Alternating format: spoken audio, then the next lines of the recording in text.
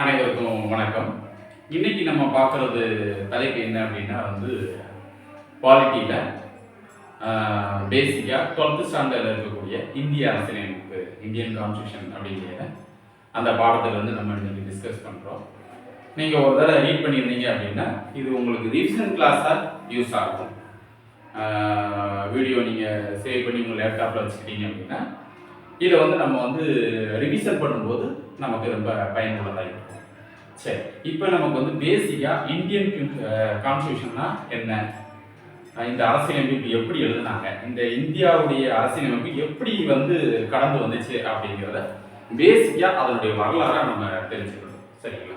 சரி, இப்போ நம்ம பார்த்து இந்தியன் கான்ஸ்டியூஷன் அப்படின்னு சொல்லக்கூடியது ஒரு எழுதப்பட்ட ஒரு ஆவணம்.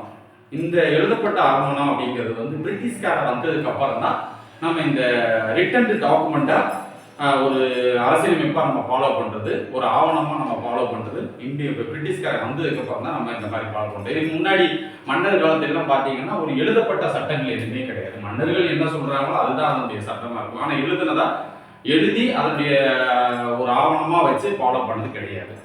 இப்போ அந்த இந்தியனுடைய அரசியலமைப்பு எப்படி எந்தெந்த வருஷம்லாம் நமக்கு கடந்து வந்திருக்கு அப்படிங்கிறத பார்ப்போம். பாருங்க, ஃபர்ஸ்ட் 1600 தான் கிழக்கிந்திய கம்பெனி உருவாக்குறாங்க, லண்டன்ல உருவாக்குறாங்க. அதில் முதலாம் எலிசபெத் ராணி தான் இந்த கிழக்கிந்திய கம்பெனிக்கு ஃபர்ஸ்ட் அப்ரூவல் கொடுக்குறாங்க. இந்த கிழக்கிந்திய கம்பெனி எதுக்காக அப்படின்னா இந்த கிழக்கு ஏசிய நாடுகளில் பொதுவாக இந்தியாவில் வணிகம் செய்கிறதுக்காக, பிசினஸ் பண்றதுக்காக ஒரு கம்பெனி வச்சு அதுக்கு அப்ரூவல் முதலாம் எலிசபெத் ராணி 1600 கொடுக்குறாங்க. அதுக்கப்புறம் பார்த்துட்டீங்கன்னா 1765 தான் அந்த கிழக்கிந்திய கம்பெனிக்கு ஒரு உரிமை ஒன்று, ராபர்ட் கிளைவ் அப்படிங்கிறவர் என்ன செய்யறாரு, ஒரு உரிமை ஒன்று கொடுக்குறாரு. இது என்ன உரிமை அப்படின்னா திவான் உரிமை அப்படின்னு சொல்றேன். இங்க இருக்கக்கூடிய நீங்க என்ன செஞ்சுக்கலாம், இது உங்க நாடு மாதிரி என்ன செஞ்சுக்கலாம், வணிகம் செஞ்சுக்கிடலாம் அப்படிங்கிறத 1765 ராபர்ட் கிளைவ் தான் அந்த அப்ரூவலை கொடுக்குறாரு, திவான் உரிமை. அதுக்கப்புறம் தான் பார்த்துக்கிட்டீங்க அப்படின்னா அந்த இடத்துல பிரிட்டிஷ்காரர் வரும்போது இங்கே எதுவுமே எழுதப்பட்ட ஆவணங்களே எதுவுமே கிடையாது. ஃபுல்லாக ஒரு இந்தியாவுன்னு சொல்லி எந்த அரசியலமைப்பும் இல்லாமல் அங்கங்கே சிறு சிறு சமஸ்தானங்களா, குட்டி குட்டி சமஸ்தானங்களா ஆட்சி நடக்குது. அதுக்கப்புறம் பார்த்தீங்கன்னா ஃபர்ஸ்ட் பார்த்தீங்கன்னா 1773 தான் ஒழுங்குமுறை சட்டம்னு ஒன்று கொண்டு வர்றாங்க பிரிட்டிஷ்காரங்க. 1773 அடுத்து 1784 பிட் சட்டம் அப்படின்னு ஒன்று கொண்டு வர்றாங்க. அதுக்கப்புறம் பார்த்துக்கிட்டீங்க அப்படின்னா 1793 பட்டய சட்டம் 1, 1813 பட்டய சட்டம் 2, 1833 பட்டய சட்டம் 3, அப்புறம் 1853 இது எல்லாமே பட்டய சட்டங்களா கொண்டு வர்றாங்க. சின்ன சின்ன சீர்திருத்தம் பண்ணி நமக்கு பிரிட்டிஷ்காரங்க ஒவ்வொரு சட்டங்களா ஆவணமா கொண்டு வர்றாங்க. அடுத்து பார்த்துட்டீங்க அப்படின்னா முதல்ல ஒரு பெரிய ஒரு புரட்சி ஏற்பட்டுச்சு இல்லையா, மங்கள் பாண்டே இந்த மாதிரி சான்சன் எல்லாம் ஒரு பெரிய புரட்சிக்கு அப்புறம் விக்டோரியா மகாராணி ஒரு சட்டத்தை இந்தியாவுடைய டைரக்டே எங்க கண்ட்ரோல்ல இருக்கும்னு ஒரு சட்டத்தை போடுறாங்க, இந்திய அரசு சட்டம். சரி, அது 1858 அந்த இந்திய அரசு சட்டம் வருது. அதுக்கப்புறம் பாத்தீங்கன்னா அது அப்படியே கவுன்சில் சட்டம் 1861 அப்படியே சீர்திருத்தம் பண்றாங்க. அப்புறம் 1892 அதுக்கப்புறம் சீர்திருத்த சட்டம் கொண்டு வர்றாங்க. அதுக்கப்புறம் பாத்தீங்கன்னா மிண்டோ மார்லுடைய சட்டம் 1909 அது ஒரு சட்டமாக கொண்டு வர்றாங்க. அடுத்து 1919 மாண்டே சென்ஸ்போர்ட் சட்டம் கொண்டு வர்றாங்க. அப்புறம் பார்த்துக்கிட்டீங்கன்னா கடைசியா இந்திய பிரிட்டிஷ்காரங்க ஒரு ஒரு முக்கியமான சட்டத்தை கொண்டு வர்றாங்க, கூட்டாட்சி அமைப்பு உள்ள ஒரு சட்டத்தை கொண்டு வர்றாங்க. அதாவது கவர்னர், நாடாளுமன்றம் இதெல்லாம் ஒரு சட்டத்தை கொண்டு வர்றாங்க. அந்த அந்த சட்டம் தான் 1935. இப்போவும் இந்த 1935 இருக்கக்கூடிய நிறைய சட்டங்கள் இன்னமும் இருக்குது, அமல்ல தான் இருக்குது. ஏன்னா அது கூட்டாட்சிக்கு உண்டான சட்டங்கள். அப்புறம் நமக்கு ஃபைனலா இப்ப நமக்கு இருக்கக்கூடிய சட்டம் பார்த்தீங்கன்னா 1950 சட்டம் தான்.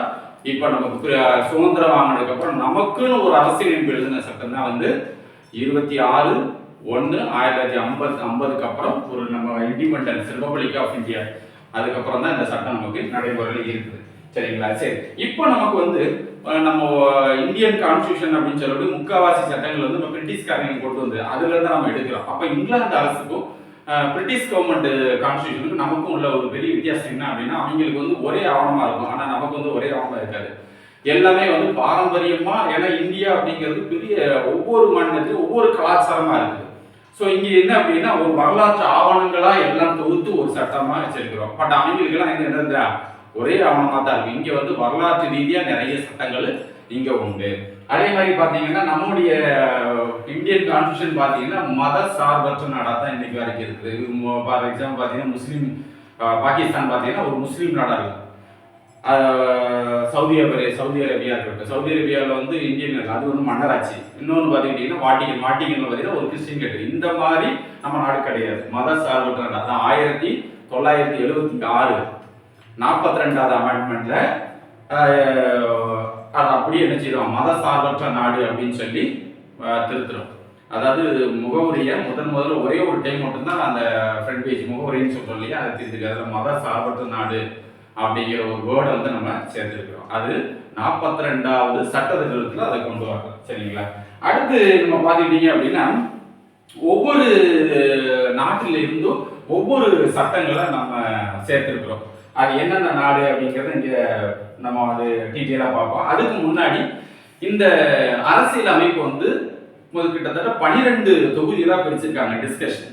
அதாவது 9/12/1946 இருந்து 24/1/1950 வரைக்கும் கிட்டத்தட்ட 12 தொகுதிகளா டிஸ்கஷன் நடந்திருக்கு. ஒவ்வொரு சட்டத்தை எழுதும் போது என்ன செய்வாங்க, அதை இந்த சட்டம் வந்து நமக்கு தேவைதானா அப்படிங்கிற ஜெனரல் டிஸ்கஷன் நடந்திருக்கு. கிட்டத்தட்ட 12 தொகுதிகளா.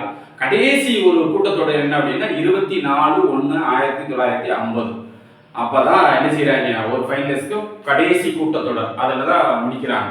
அதுக்கு அடுத்து 25 அப்படிங்கிறது வாக்காளர் தினம். அப்புறம் 26 இருந்து நமக்கு குடியரசு தினமா நம்ம அப்படியே 26/1/1950 இருந்து ரிபப்ளிக் ஆஃப் இந்தியா குடியரசு தினமா நம்ம கொண்டாடி அதுல இருந்து நமக்கு சட்டங்கள் அமலாகுது. அடுத்து நம்ம இதுல பாத்துக்கிட்டீங்க அப்படின்னா வந்து நம்ம இந்த அரசியல் அமைப்பு அப்படின்னு பாத்துக்கிட்டீங்க அப்படின்னா வந்து உலகத்துக்கே வந்து ஒரு அரசியலமைப்புல ரோல் மாடல் அப்படின்னா வந்து அமெரிக்கா தான். அதாவது அமெரிக்கா தான் வந்து 1758 சம்திங் எல்லாம் பெரிய ஒரு பிரிட்டிஷ்கார்ட்ட வந்து ஒரு போர்ல ஒரு விடுதலை வாங்கி அவங்க தான் ஒரு தேசிய இயக்கம் தான் வந்து வெற்றி பெற்று அதுக்கப்புறம் ஒரு பெரிய அரசியலமைப்பை உருவாக்குறாங்க. உலகத்துக்கே ஒரு பெரிய ஒரு கான்ஸ்டியூஷனுக்கு ஒரு ரோல் மாடல் அப்படின்னு சொன்னோம்னா நம்ம அமெரிக்கா தான் சொல்லுவோம். ஏன்னா யுனைடெட் ஸ்டேட்ஸ் ஆஃப் அமெரிக்கா. ஏன்னா நிறைய குழுக்களா உள்ள, ஏன்னா அவங்க வந்து இரட்டை குடியுரிமை உள்ளவங்க. ஏன்னா ஒவ்வொரு மாகாணத்தையும் எல்லாம் சேர்ந்து ஒரு பிரசிடென்ட் ஆளுறாங்க. அவங்க தான் முதல்ல அந்த அரசியலமைப்பை கொண்டு வந்து அவங்க தான் அந்த வார்த்தை அந்த வேர்டுக்கு வந்து அரசியலமைப்புடைய முன்னோடினா நம்ம அமெரிக்காவை தான் சொல்ல முடியும். அப்படி ஒரு இல்லை அவங்ககிட்ட இருந்து நம்ம நிறைய விஷயங்களை நம்ம எடுத்திருக்கோம். இன்னொன்று பார்த்தீங்கன்னா நம்மளுடைய அரசியலமைப்பை பார்த்துக்கிட்டீங்க அப்படின்னா வந்து எந்த சட்டம் ஏற்றினாலும் மக்கள்கிட்ட வந்து பொது வாக்கெடுப்பு எடுக்கிறது, இந்த சட்டம் தேவைதானா அப்படிங்கிறது நடத்தினாலும் ஆச்சரியப்படுறது இல்லை. ஆனால் இது வரைக்கும் என்ன செய்யல, நம்ம நடத்த வேண்டிய சூழ்நிலைக்கு நம்ம வரல. இதே மாதிரி எக்ஸாம்பிள் சுவிட்சர்லாந்து எல்லாம் பார்த்தீங்கன்னா ஒரு பில்லு நம்ம பாஸ் பண்றாங்க அப்படின்னா எந்த சட்டம் ஏற்றினாலும் மக்கள் தெரிஞ்சுவாங்க, பொது வாக்கெடுப்பு எடுப்பாங்க. ஆனால் நமக்கு பொறுத்தவரை அந்த பொது வாக்கு தேவைப்படலை. இது வரைக்கும் என்ன செய்யல, எந்த ஒரு வாக்குமே நமக்கு தேவைப்படாம தான் இருக்குது. அடுத்து பார்த்துக்கிட்டீங்கன்னா அந்த 42 அமெண்ட்மெண்ட் 42வது சட்டத்தை அப்படிங்கிறது ஒரு மினி கான்ஸ்டியூஷன் மாதிரி நிறைய சட்டத்தை திருத்தினாங்க. 1976 அதுல அந்த முகவரியும் ஃப்ரண்ட் பேஜையும் அதெல்லாம் எடிட் பண்ணாங்க, திருத்தினாங்க. அதே மாதிரி அதுலதான் வந்து மதசார்பற்ற நாடு, ஒருமைப்பாடு, சமதர்மம், ஈக்குவாலிட்டி இது எல்லாமே கொண்டு வந்து போற 1976 ஆண்டு 42வது சட்ட திருத்தத்துல நிறைய விஷயங்களை சேர்த்தாங்க. அடுத்து நம்ம பார்த்துக்கிட்டீங்க அப்படின்னா வந்து முதல் கூட்டத்தொடர் நான் உங்களுக்கு சொல்லிட்டேன். அதாவது 9 டிசம்பர் 1946 அதான் முதல் கூட்டத்தொடர். அதுக்கப்புறம் 46க்கு அப்புறம் பார்த்தீங்கன்னா வந்து ஒரு நிறைய இந்தியாவும் பாகிஸ்தானும் பெரிய பிரச்சனை இல்லை. அந்த 46 சம்திங்லாம் பார்த்தீங்கன்னா பாகிஸ்தான் தனி நாடா போகணும்னு சொல்லி நிறைய பிரச்சனைகள் இருந்துச்சு. அப்புறம் கூட்டத்தொடர் ஓயாமல் ஒத்தி வச்சுக்கிட்டே இருந்தாங்க. அதுக்கப்புறம் போனது பார்த்துக்கிட்டீங்கன்னா 14 ஆகஸ்ட் 1947 தான் போடுறாங்க. ஏன் அப்படின்னா வந்து சுதந்திரம் வாங்கினதுக்கு அப்புறம் நீ பாகிஸ்தான் தனியாக போயிட்டான், சரி போயிட்டு போ அப்படின்னு சொல்லி நமக்குன்னு ஒரு சட்டத்தை எழுதுனாங்க. அதுல வந்து பாத்துக்கிட்டீங்க அப்படின்னா வந்து எல்லா இந்தியாவுக்கு எல்லா பகுதியிலிருந்தும் அந்த அரசியல் நிர்ணய சபை எழுதணும், சட்டத்தை எழுதணும். அதனால எல்லா இடங்கள்லையும் ஆட்களை செலக்ட் பண்ணாங்க. எப்படி செலக்ட் பண்ணாங்க அப்படின்னா 10 லட்சத்துக்கு ஒரு ஆள் செலக்ட் பண்ணாங்க. மொத்தம் எத்தனை பேர் அப்படின்னா வந்து 292 பேர் பிளஸ் 93 சின்ன சின்ன சமஸ்தானமா இருக்கும் இல்லையா, ஹைதராபாத், மைசூர், சின்ன சின்ன சமஸ்தானங்களா, குட்டி குட்டி சமஸ்தானில் வந்து ஒவ்வொரு அந்த பாப்புலேஷனை தக்கனை எடுத்து மொத்தம் பார்த்தீங்கன்னா 385 பேர் அந்த அரசியல் நிர்ணய சபையில கூட்டத்தில் பங்கெடுத்துக்கிறாங்க. ஆனால் மக்கள் தொகை பார்த்தீங்கன்னா 10 லட்சத்துக்கு ஒரு ஆள் அப்படிங்கிற ரேஷியோல கூப்பிடுறாங்க.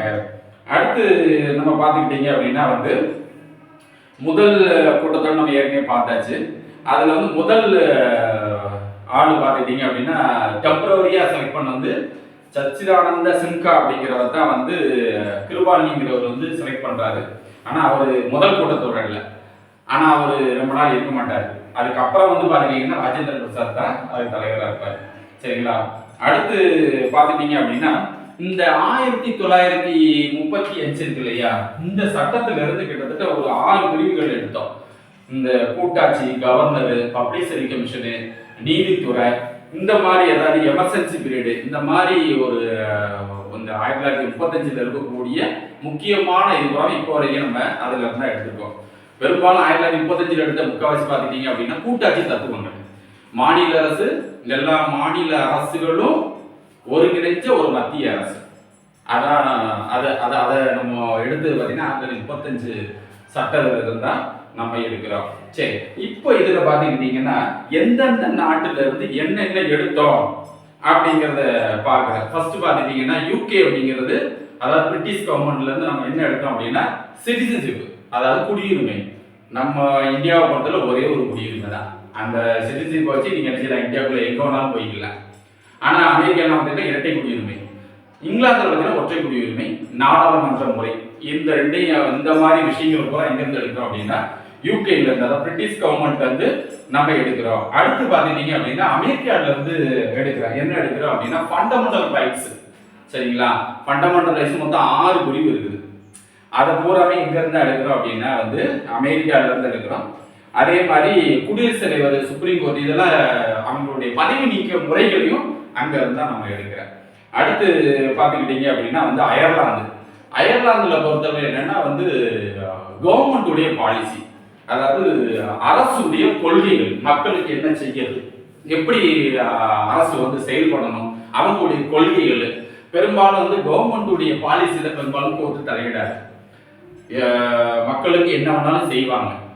அந்த மக்களுடைய நலன் சார்ந்த அரசா போகும். அதனுடைய கொள்கை, அரசுக்குன்னு ஒரு கொள்கைகள் இருக்கும்.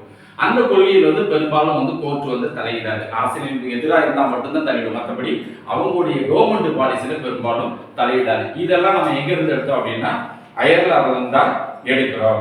அடுத்து பாத்தீங்கன்னா கனடாங்கிறது பெரிய ஒரு பனி பிரதேசம், நிறைய அவங்களுடைய ஏரியா அதிகம். சின்ன சின்ன குட்டி குட்டி மாநிலங்களா சேர்ந்து ஒரு கூட்டாட்சி அங்க நடக்குது.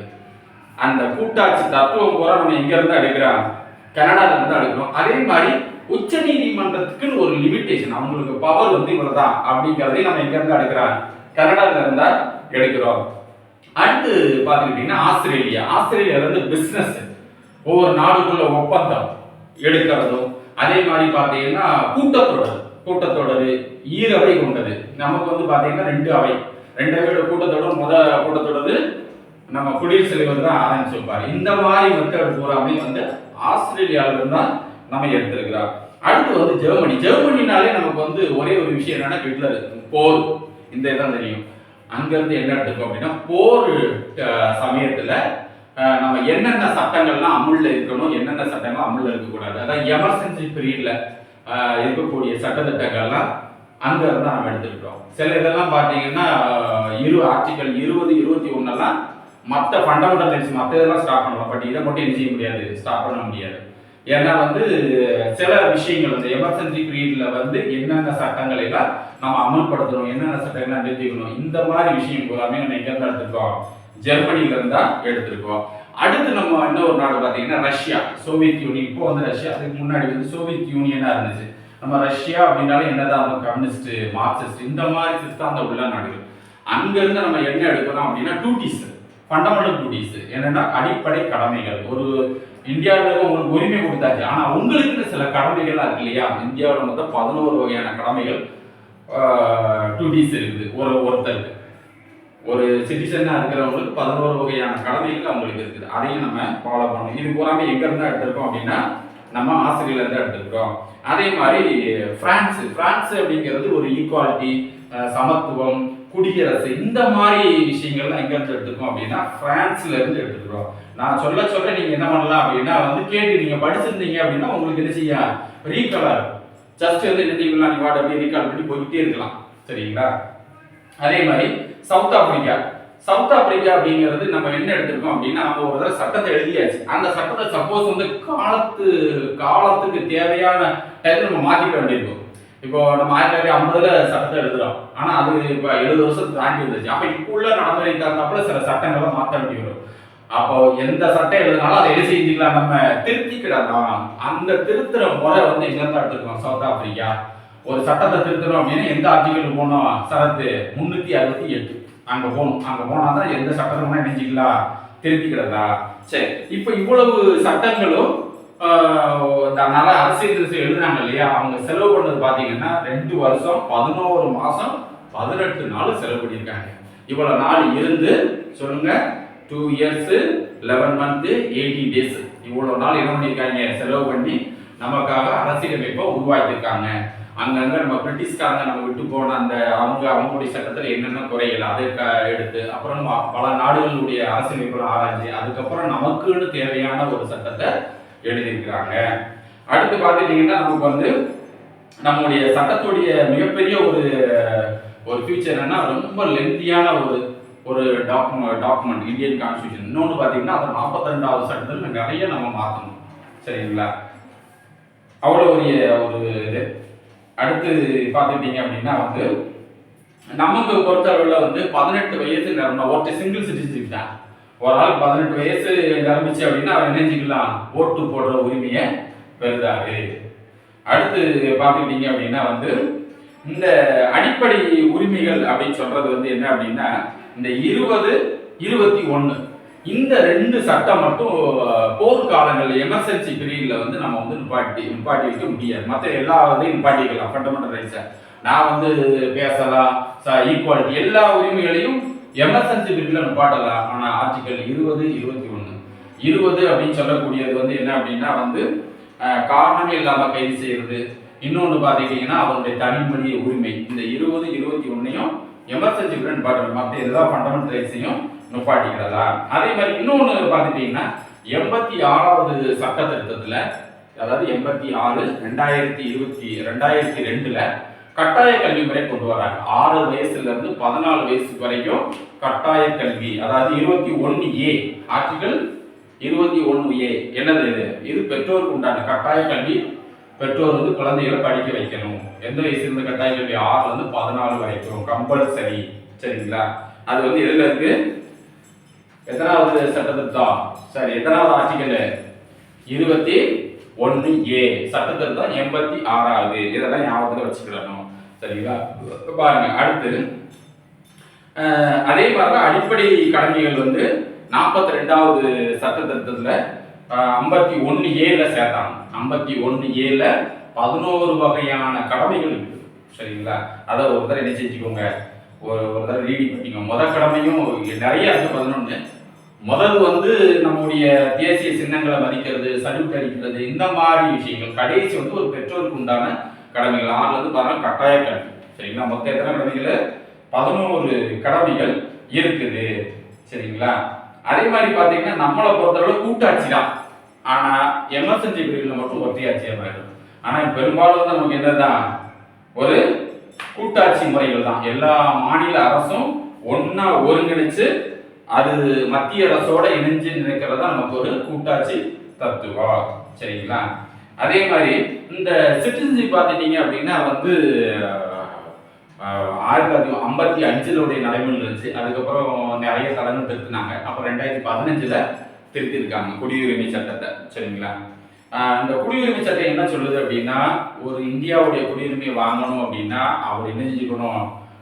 12 மாசம், அதாவது 1 year இங்க அரசு சார்ந்த பணிகள் ஏதாவது வேலை பார்த்துருக்கணும். ஒன்று அப்படி இல்லை அப்படின்னு இங்க ஏதாவது ஒரு பிரைவேட் இதுல ஒரு வருஷம் ஒர்க் பண்ணிடணும். அப்படி ஒர்க் பண்ணாருன்னா அவர் குடியுரிமை பெறதுக்கு என்ன செய்யலாம்? எம்பசியில், நம்ம இந்தியன் எம்பசியில் அவரை அப்ளை பண்ணிக்கலாம். அடுத்து பார்த்தீங்கன்னா இந்தியா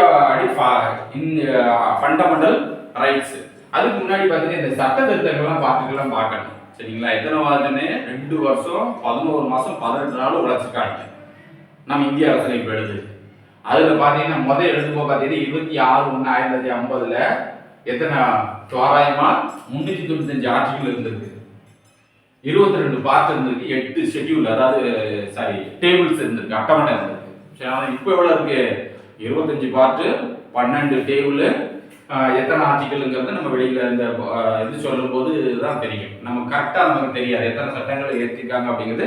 டீட்டெயிலா 450 மேல இருக்கும். சரி, அடுத்து பாருங்க, இந்த ஒரு 4 பார்ட்டை மட்டும் நீங்க மைண்ட்ல வச்சுக்கணும். எல்லாரும் படிக்க தேவை. இந்த கிளாஸ்ல நம்ம 4 பார்ட் மட்டும், எந்த ஆர்டிகல் மட்டும், எந்த ஆர்டிகல் வரைக்கும், அதுக்கு வந்து நம்ம டீட்டெயிலா பார்த்துக்கலாம் கிளாஸ்ல. சரிங்களா. ஃபர்ஸ்ட் பார்ட் பகுதி 1ல என்ன இருக்கு அப்படின்னா இந்தியாவுடைய எல்லைகள், அதனுடைய மாநிலங்களுடைய எல்லைகள், அதனுடைய பகுதிகள், அதனுடைய வரையறை எல்லாம் எதுல இருக்கு?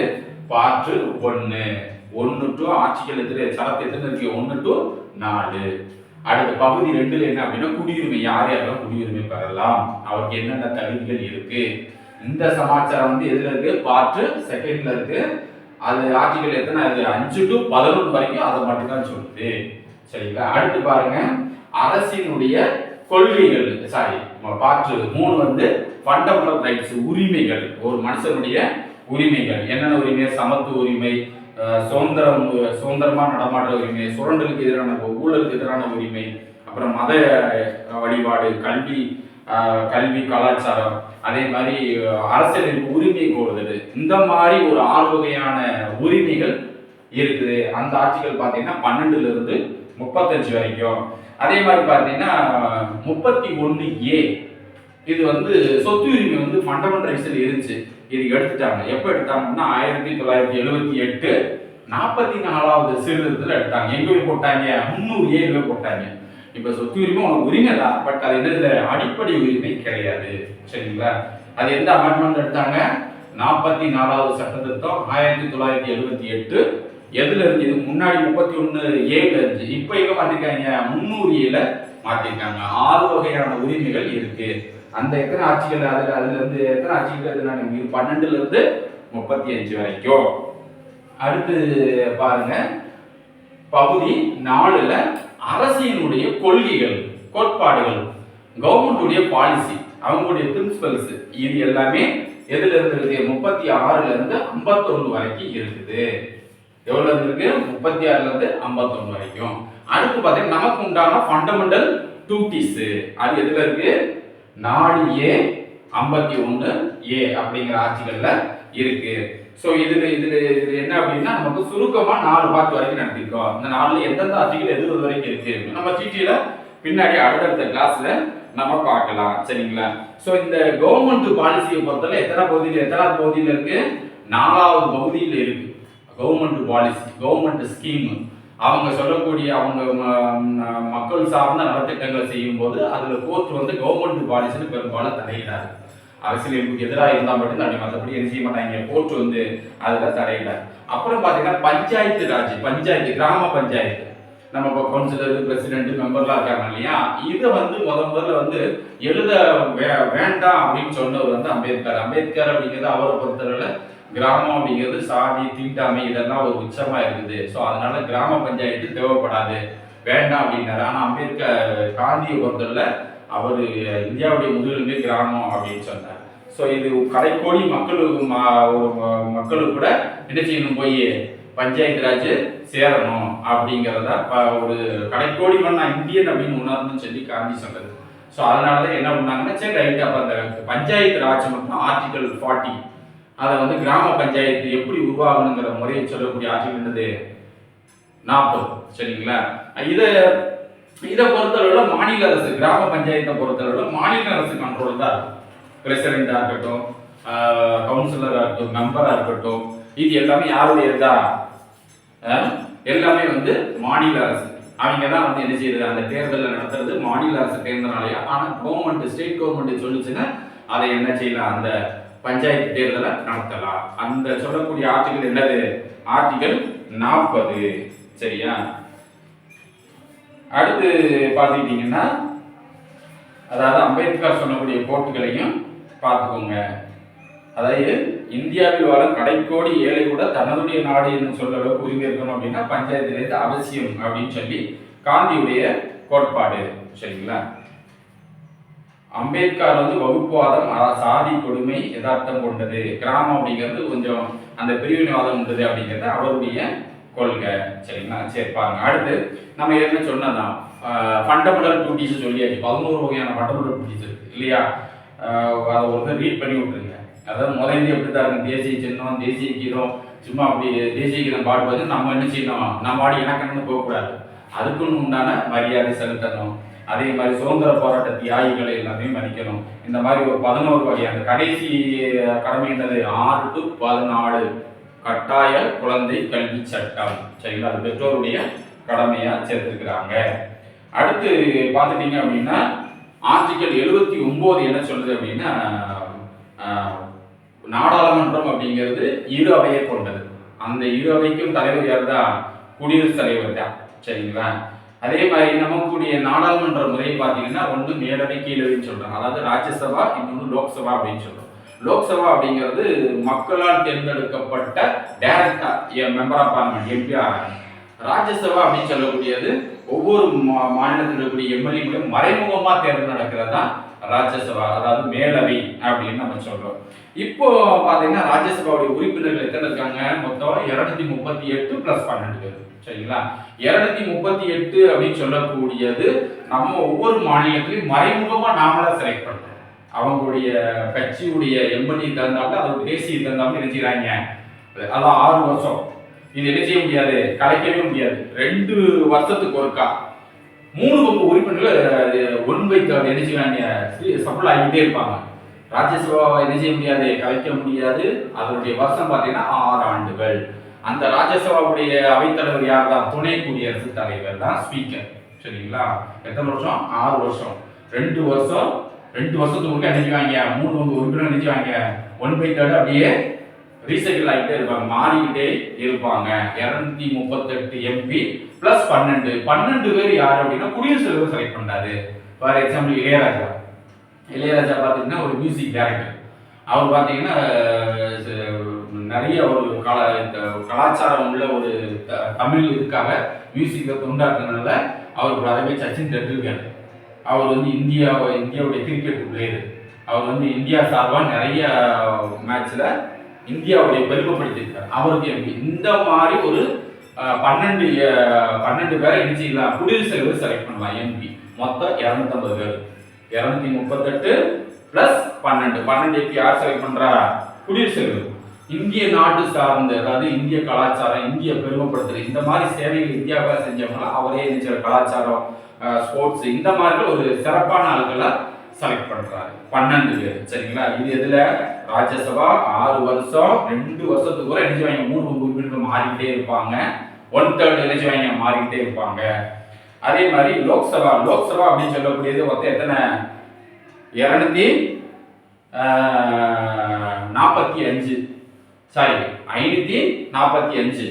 அதுல வந்து 2 பேர் என்னது?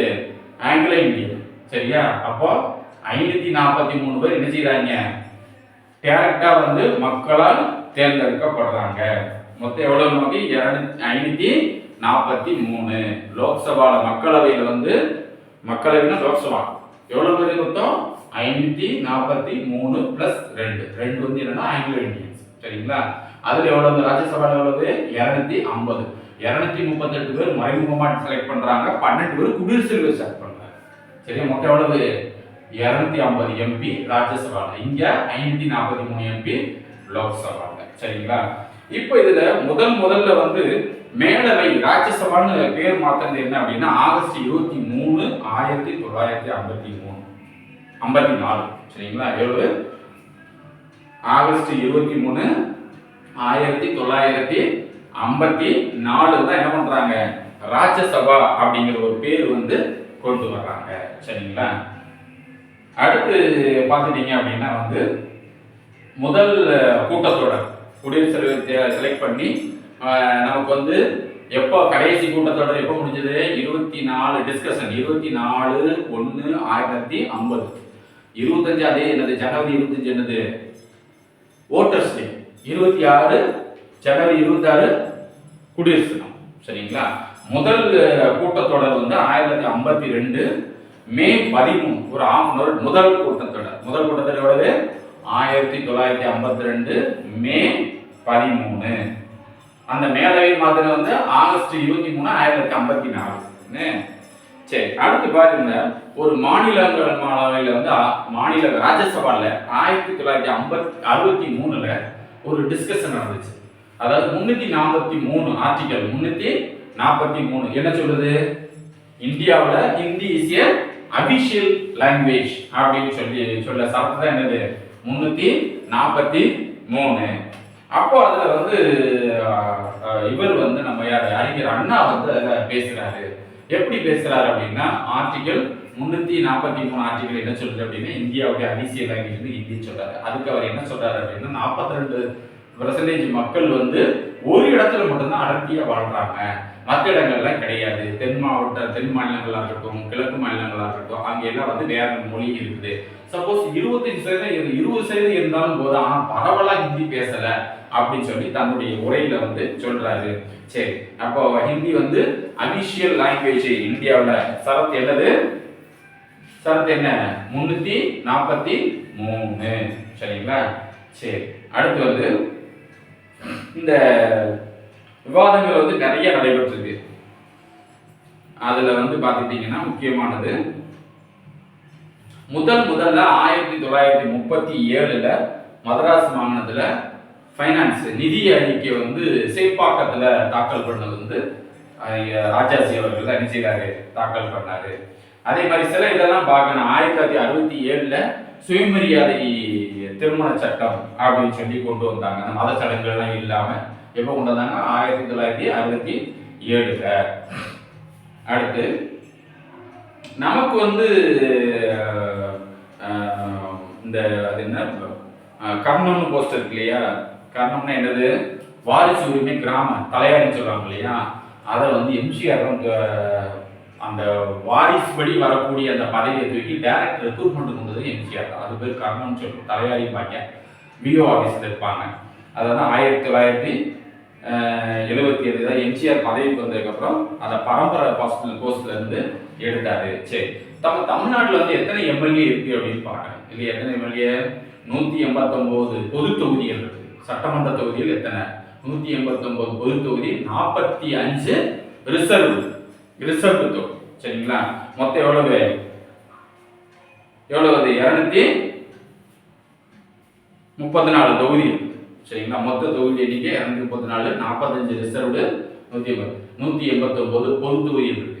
இதுல என்ன அப்படின்னா 234 பிளஸ் 1. இந்த 1 வந்து ஆங்கிலோ இந்தியன். அதை சொல்றது வந்து என்னது?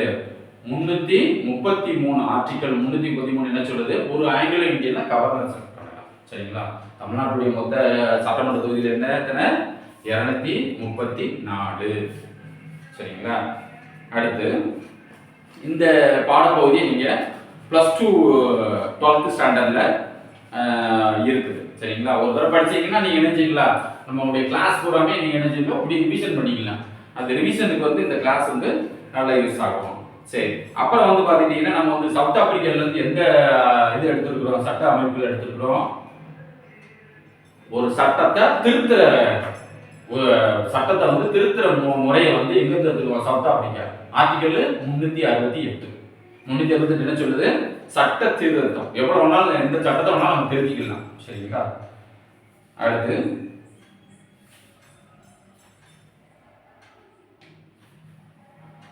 இந்த தனிநபர் மசோதா அப்படின்னு சொல்லி ஒன்று இருக்கு.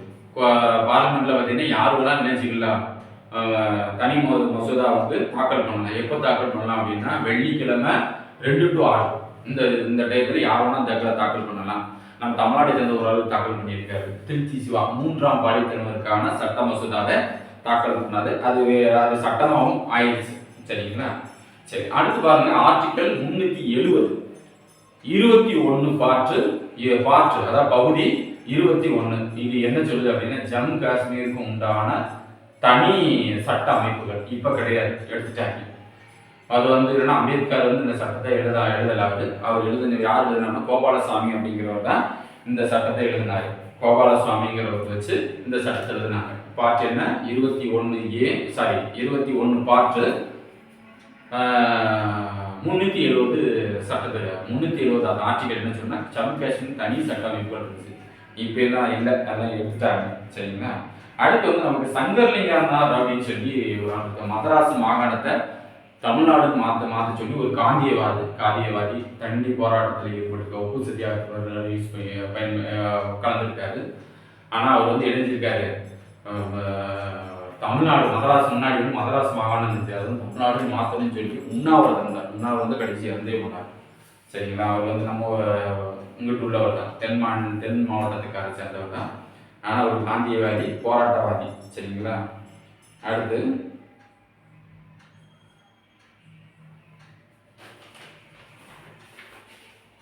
மாநிலங்களவையில் யார் வேணாலும் என்ன செய்யலாம், அந்த சட்ட மசோதா கொண்டு வரலாம். அதோடைய ஆர்டிகல் என்னது 125. அதையும் பார்த்துக்கலாம். சரிங்களா? சரி, இப்போ இதுல சில விஷயங்கள் என்ன அப்படின்னா, வரதட்சணை சட்டம் தடை சட்டம் தமிழ்நாட்டில் தடை பண்ணாங்க. எப்போவாது 1961. சரிங்களா? அதன் பயங்கரவாத சட்டம் வந்து 2002. சரிங்களா? சரி, இப்போ இதுல நமக்கு வந்து உங்களுக்கு ஓரளவு புரிஞ்சிருக்கும். பேசிக்கான விஷயத்தை தான் நம்ம நினைஞ்சிருக்கோம், டிஸ்கஸ் பண்ணியிருக்கிறோம்.